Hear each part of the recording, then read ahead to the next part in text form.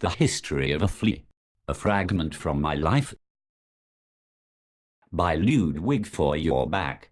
It is strange to tell, and yet it is the pure truth, that it only took a flea to make me into a pagan.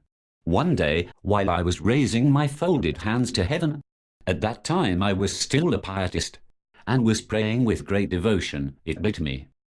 Think of it.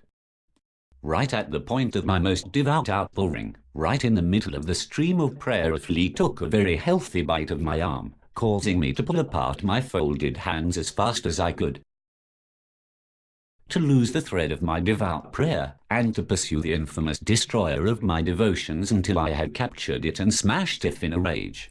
Now the flea was dead, yet the painful wound that the blasphemer had inflicted upon me still burned in my heart.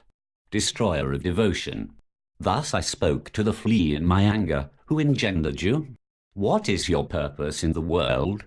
You parasite, you bloodthirsty monstrosity, did a wise sovereign, a loving father who arranges all in his mansion for an intelligent purpose, create you only to give others burdensome torments?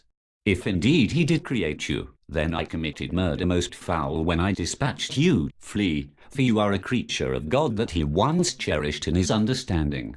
He found you worthy of being a guest here on earth. He sent you into the world out of love. But then I said to myself, I had to murder that flea unless I wanted to sacrifice my life to it, and this objection catapulted me down to the dark abyss of Titanic naturalism.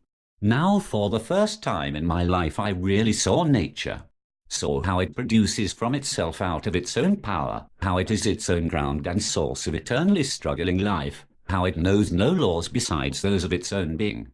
So there.